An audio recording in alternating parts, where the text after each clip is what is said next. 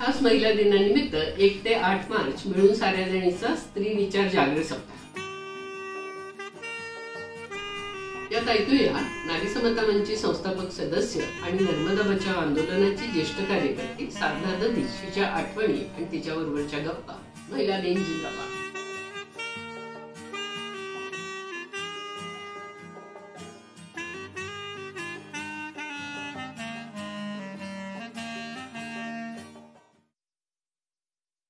मेरे बचपन से शुरुआत करूं तो एक लगता है कि मैं ऐसे घर में पैदा हुई हूं जहां मेरे माता पिता दोनों ने इंडिपेंडेंस मूवमेंट में तो थे ही, और उसके भी पहले कांग्रेस पार्टी के साथ में जो एक सोशलिस्ट पार्टी की ग्रुप तैयार हुआ था, अच्युतराव पटवर्धन वगैरह तब के नाम थे, वो वहाँ सोशलिस्ट ग्रुप के मेंबर थे और उन्होंने अपनी पूरी ज़िंदगी एक सोशलिस्ट पार्टी का ही काम किया.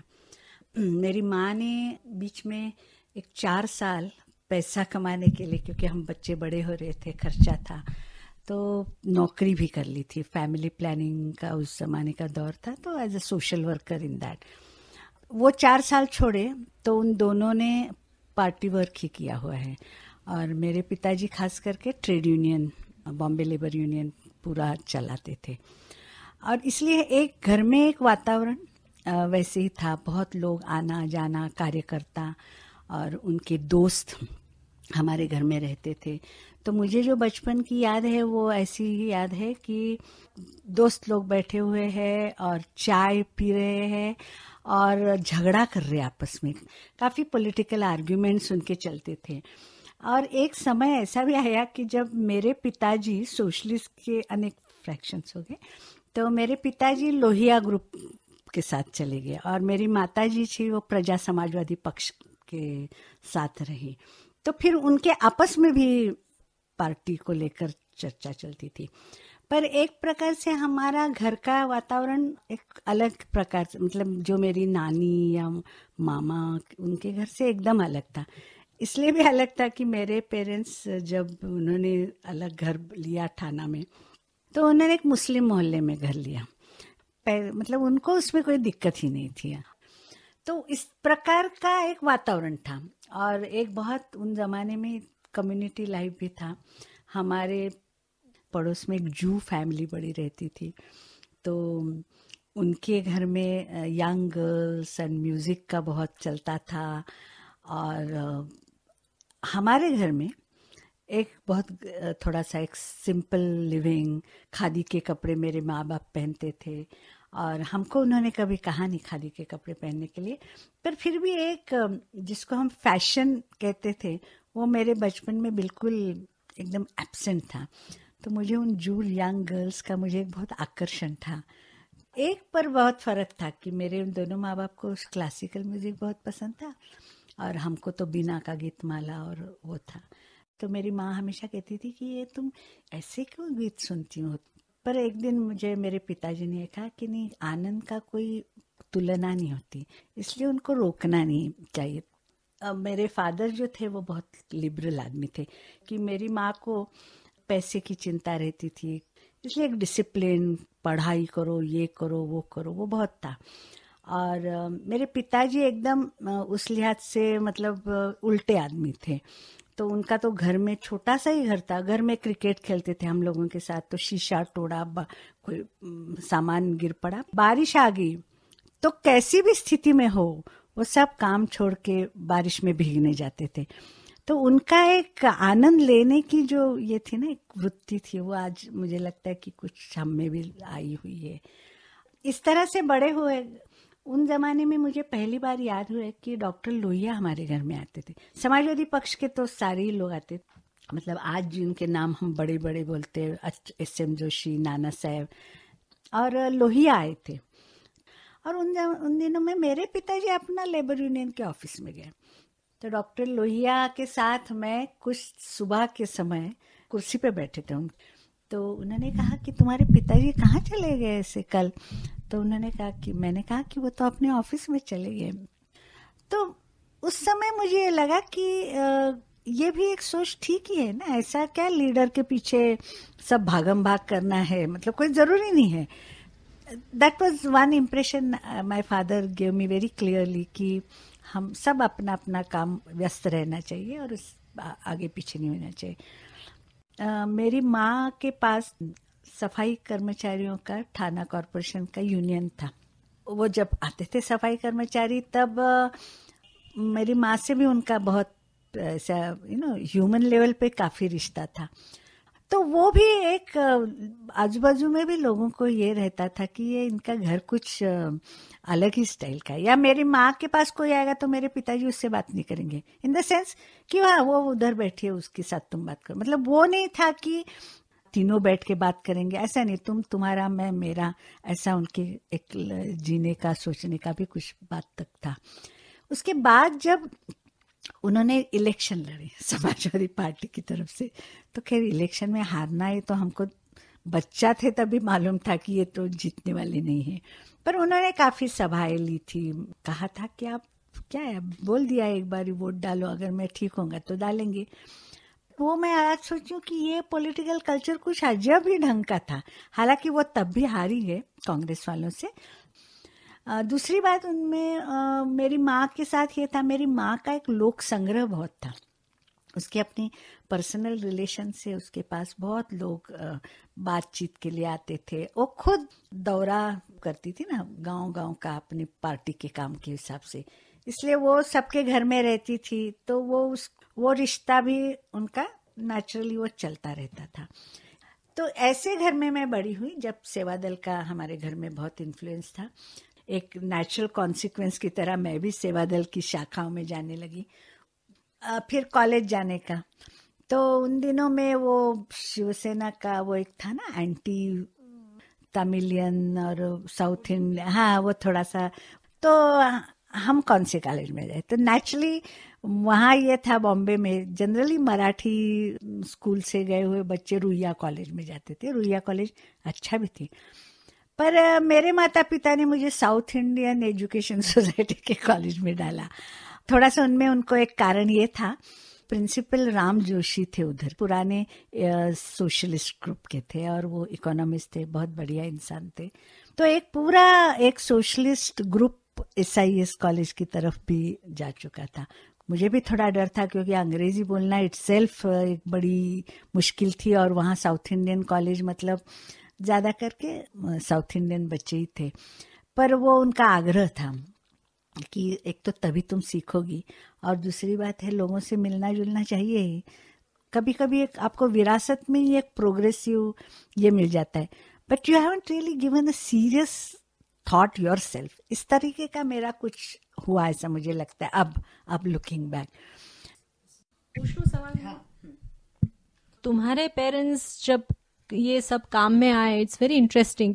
और द अदर दिक्कतें तुमने जो देखी होगी, क्योंकि इस प्रकार का एक पूरा घर में, वो थोड़ा बता के फिर you can probably move on to your college and other and your early influences जो है. कि मेरा जन्म हुआ है, मैं 6 जनवरी 1947. जब 1952 में एक अन्न सत्याग्रह हुआ था. हाँ, तो वो रेशनिंग या महंगाई इस तरीके के कोर्स को लेकर हुआ था. तो तब मेरा छोटा भाई भी हुआ था, मेरे से पीछे है. तो तब मेरी माँ ने सत्याग्रह किया था, तो वो उसको लेकर जेल में गई थी उन दिनों में. तो ये बातें आप मुझे वो कोई याद नहीं है, मैं भी छोटी थी, पर मेरी नानी मौसी सब ये बातें मुझे बताती है कि वो छोटा 1 साल का बेटा को लेकर भी तुम्हारी माँ जेल में गई थी. मतलब एक्चुअली मेरी नानी जरा माँ को टीका ही करती थी कि उसको घर का ख्याल नहीं है, कपड़े ढंग के पहनती नहीं है, मतलब इस प्रकार से उसको ये था. और वो थोड़ी सी कंपैरेटिवली रिच फैमिली से भी आती थी मेरी माँ, तो इसलिए उनको कुछ वो ज्यादा खलता था. पर उसका परिणाम ये हो गया कि हमारी नानी ने हमको पूरा सप्लाई सिस्टम उधर से आता था. मतलब उनकी खेती थी तो अनाज, कभी कभी दूध भी लेकर आते थे, अचार, पापड़, ये सब वो लोग लाते थे. और दूसरी बात कि मेरी जो मौसियाँ उसके नीचे, मेरी माँ सबसे बड़ी, तो वो हमेशा हमारी माँ कहीं जा रही है तो वो बेचारी हमारा घर संभालने आ रही है। ये कई बार हुआ कि उन्होंने हमारी देखभाल बहुत की है, सपोर्ट मिलता रहा। पर मेरी माँ का एक दूसरा भी मुझे लगा कि वो बहुत मतलब विज्ञानवादी जिसको बोलते हैं ना, इस प्रकार की थी। फिर वो बहुत टेंशन होता है ना कि हमारे घर में गणपति मेरे सब जगह आएंगे, हमारे घर में एक भी तस्वीर भी नहीं भगवान की। और एज ए चाइल्ड कुछ कुछ आकर्षण होता है, पर वो मंदिर में नहीं जाएंगे दोनों, इस प्रकार का उसमें बहुत कर्मठ बात थी। तो as a child interacting with other children I had a little, मुझे अच्छा नहीं लगता, because as a confirm, you want to confirm with society no as a children. या तुम्हारी जात कौन सी है, तो बताते थे मानुस। अब मानुस कोई भी एक्सेप्ट नहीं करता था जाति को लेकर।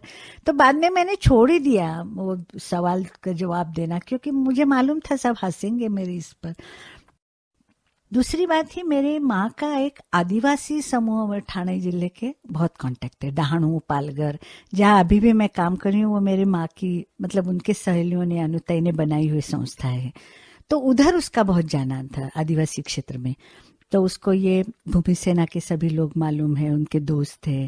पूरा एक सोशलिस्ट ग्रुप वहाँ रहा कि उन्होंने एक जमीन सत्याग्रह किया था, मतलब सावकारों ने आदिवासियों की ली हुई जमीन, परळीचा सत्याग्रह त्याला हे म्हणतात। मुझे याद है कि उनके दोनों के आंदोलन के स्वरूप रहे। और हमको ये भी याद आया कि हम बड़े होते गए, एक लिबरेशन का हमको एहसास हुआ। हमारे घर में कोई रोक टोक नहीं है, जो बाकियों के घर में बहुत होती थी। तो तब हमको पता चला कि अपने माँ बाप कुछ खास किस्म के लोग हैं। इसलिए वो एक अलग प्रकार के वातावरण से मैं निकली हूँ, पर इसलिए मुझ में वो कर्मठता भी नहीं जो मेरी माँ में थी, कि मेरी माँ को हर समय अपने पेरेंट्स से लड़ना पड़ा। मतलब शादी लड़ो, खादी की ड्रेस में मतलब शादी हुई ना उनकी, और वो हर चीज के लिए लड़ती रही और उसने ये किया। तो वो जो उसमें जो कर्मठता आई थी ना, वो मुझ में बिल्कुल नहीं आई। I never had to fight for anything ना, मैं थोड़ी सॉफ्टर लेवल पर सब लेती गई। जबकि मैं सेवा दल में थी तो मैं कला पथक में ज्वाइन करने लगी। तो कला पथक में रात रात बाहर घूमो, तमाशा हम करते थे। अब वो भी एक बड़ी बात थी, क्योंकि तमाशा मतलब थोड़ा लूज वुमेन उस तरह। पर कला पथक बीइंग द सोशलिस्ट ग्रुप, तो उन्होंने यही कहा कि हम तमाशा करते हैं। तो वही लावणी वर्क सारा अपना मॉडर्न वो व्यू पॉइंट था, पर उसी फॉर्म में हम सब डांस विंस करते थे। रात रात प्रैक्टिस के लिए रहो, दूसरी जगह जाओ, घूमो फिरो छोटे छोटे गांव में। वो समय मेरा बहुत अच्छा कटता था, दोस्त भी बहुत हो गए थे। सेवा दल का तब रौप्य महोत्सव था 25 इयर्स धुलिया में। तब बहुत सारे यंग लड़कों के साथ भी मैं घुमा करती थी, और तब मुझे लगने लगा कि मैं बहुत आज़ाद मतलब मुझे कोई सोच ज़्यादा करनी नहीं पड़ती। माँ बाप का परमिशन लो, ये परमिशन शब्द वैसे हमारे यहाँ कुछ चांस नहीं था उसका।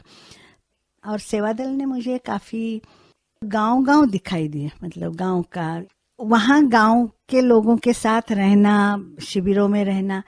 कोई आके आदमी अपने को कुछ आइडियोलॉजिकल विचार इस तरह का बैठाते, और तब मुझे लगा कि ये नाता वो है, मतलब ये आदमी हमको एक सोशलिज्म क्या है ये बता रहा है। मुझे ये तब क्या था ना कि ये इतना सोशलिस्ट बोलते, और फिर एक प्रजा समाजवादी, एक संयुक्त समाजवादी, ये आपस में इतना झगड़ा क्यों करते हैं फिर? क्योंकि as a child you always thought कि भाई एक पार्टी, एक विचार, और फिर एक दिल से सब जा रहे हैं। और ये ऐसा इधर कुछ नहीं था, इधर झगड़े ही बहुत थे। तो तब मुझे वो कुछ एक समतावादी विचार की एक सोच मेरी ज्यादा हुई। समतावादी विचार की सोच मेरे माँ बाप के बिहेवियर में भी थी, पर मैंने मेरे माँ बाप का बिहेवियर उन दिनों में कुछ एक रिबेल है इसलिए भी लिया, और कुछ इसलिए भी लिया कि मतलब मुझे लगता था कभी कभी कि ये लोग ऐसे अपने आप को अलग क्यों दिखाना चाहते हैं समाज से। मतलब I had lot of all kinds of feelings about their behaviour. पर बड़े होने के बाद मुझे उसमें दम लगने लगा, और मेरे में एक स्वभाव की तरफ से जात पात धर्म का मेरे में वो नहीं आता है जो बहुत सारे लोगों में आता है।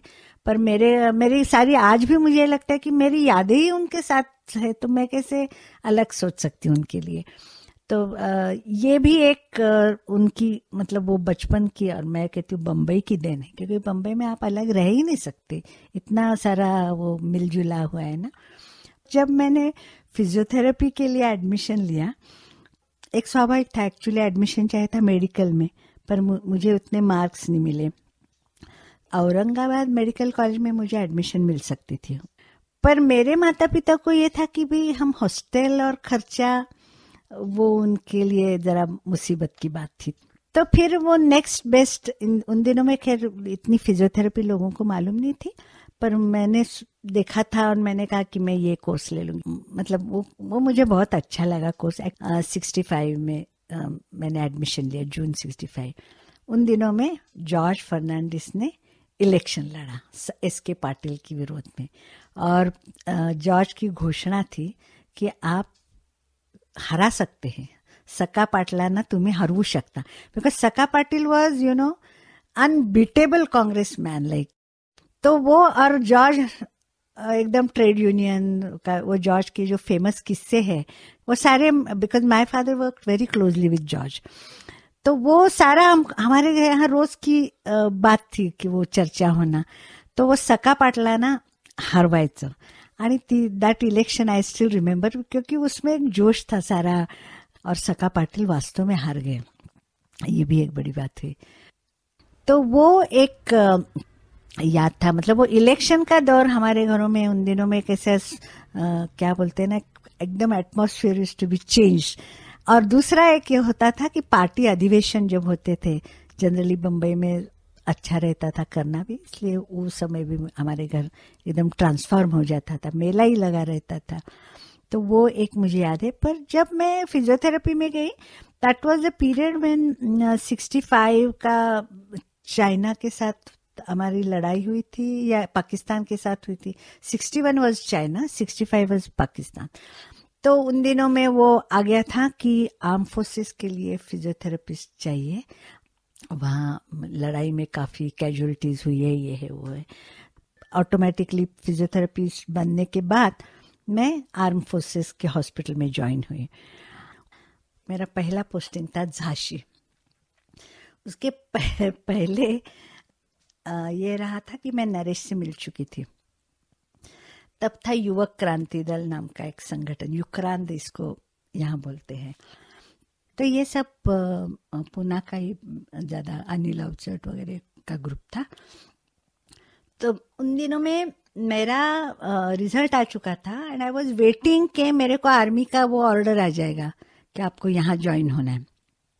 तो खाली समय था, तो फिर मैं अक्टूबर में कहीं वो अधिवेशन था युक्रांत का, तो तब मैं वहाँ पहली बार नरेश से मिली, क्योंकि यूनिवर्सिटी से भी काफ़ी, नरेश पीएचडी के लिए कर रहा था पुणे यूनिवर्सिटी में, तो वहाँ से ये लोग सब आ गए थे, और मेरी तब नरेश से पहली मुलाकात हो गई थी।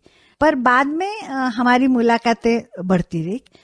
And then when I went to Jhansi, तब मेरे पिताजी मुझे छोड़ने के लिए आए। ही कुड नॉट सफोकेटिंग, उनको लगा वो मेस, ऑफिसर्स मेस, ये वो। पर मेरा भी एक उल्टा रिएक्शन था, because I came from such a politicised atmosphere से। आर्मी वॉज एंटायरली अलग सीन था। पर मैंने उस साल में बहुत मजे किए, बहुत party, dance, picnic, the continuous life is party करके रहा। पर उन दिनों में मेरे माता पिता के साथ बहुत पत्र व्यवहार भी होता रहा। और मुझे याद है हमारे घर में एक दिन चर्चा हो रही थी कि शरीर संबंध को लेकर ना, बिफोर मैरिज वगैरह। तो डॉक्टर लोहिया तो मतलब बिल्कुल ही मुक्त थे ना इन विचारों से। तो वो चर्चा हमारे घर में काफ़ी होती रहती थी। And they were both sort of took it कि होता ही है ऐसे, उसमें क्या गलत है वगैरह वगैरह. तो अब मेरी बारी आई तो अब अब क्या सोचेंगे. पर दे सेड कि बारी सबकी आती है, अब तुम लो या ना लो यही बात है, बाकी तो कोई बात नहीं है. So it continued. I was quite close with many officers. In fact, I was considered for some time as a loose woman also in the army group. हालांकि मुझे अभी तक समझ नहीं आया कि what was loose about it. पर